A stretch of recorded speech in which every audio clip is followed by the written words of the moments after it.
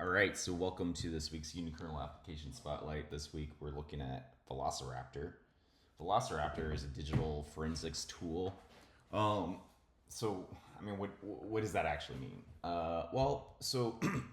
Let's say, let's say you're like the water plants that supposedly were hacked the past couple weeks over in, Minnesota or wherever it was. And maybe you're like a city utility co-op whatever, and security is not really a thing. Secure Software in general is not really your thing. Your thing is providing utilities, but you want to kind of get to the root of the matter, see like what all might have actually happened. um, you know was there some illicit activity on a Windows box? Was there illicit activity on a Linux box? What files were touched? What, was a crypto miner installed? All this sort of stuff. And so Velociraptor is a tool that allows you to kind of answer questions like that. And basically, there's a couple different ways to use this, but one way, which is what we'll show, is you have like a little daemon that sits around, and then it connects to like, you know, 5, 10,000 different boxes that it can go collect data from. These could be files, but these could also just be running like arbitrary commands on all these systems, like looking at proc or looking at log files or stuff like that. And yes, while you could just like pop into one host and run things manually, when you start doing this at scale, you kind of want something that's a little bit more tuned. And so in the past, you might have used things like Salt or Puppet or things like that. This is kind of a more security focused, specifically built for um, digital forensics. So that's kind of what it is, right? This is their page. It's out of Rapid 7. I don't know if they bought this or if it was grown in house. I'm not quite sure.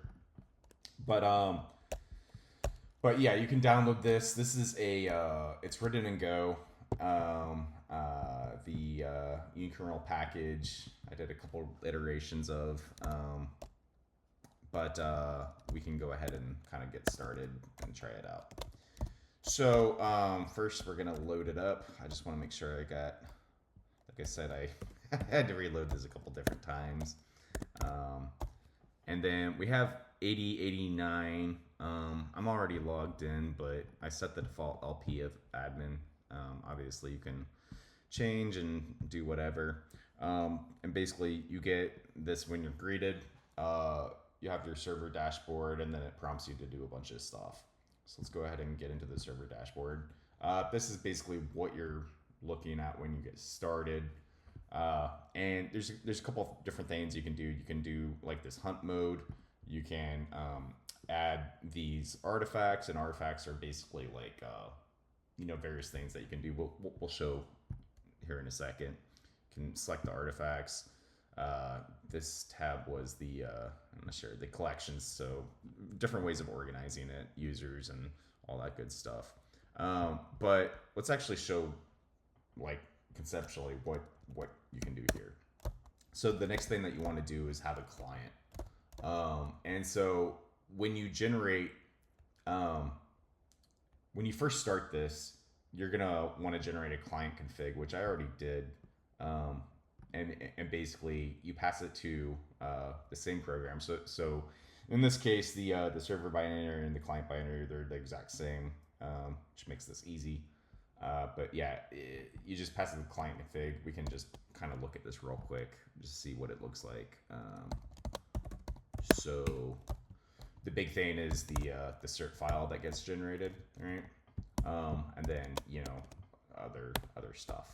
But let's go ahead and open it so we can actually talk to it. So now let's talk to the server, right? And we can do, I think it's show all hosts. All right, so now it's picking it up. So this is my actual box here. You can even see that it's using this Ubuntu version and so forth. And this is the actual host name. So this is the actual client that is running there. And we get some information.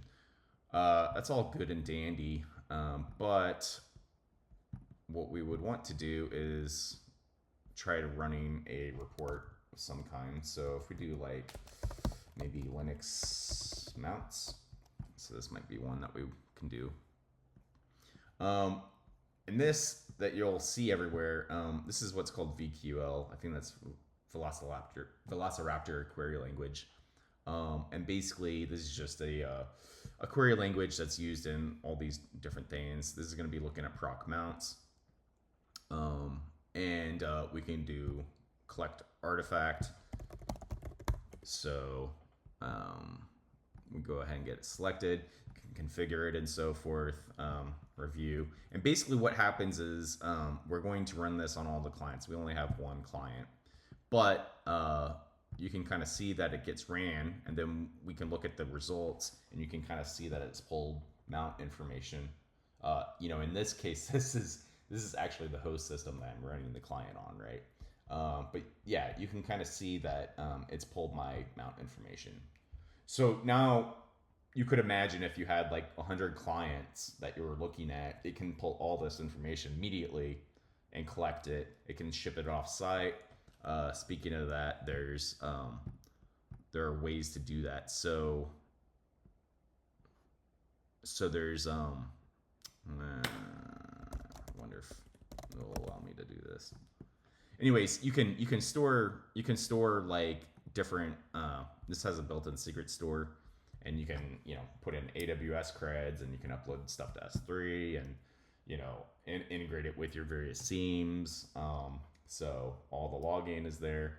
This is very helpful, like when you actually need an investigation to like move forward, and so there's ways of collecting the data without just like the first tendency might be to kick somebody off the box, wipe the box, reinstall, stuff like that. But in this case, like you really want like the evidence, you want the investigation, that sort of thing.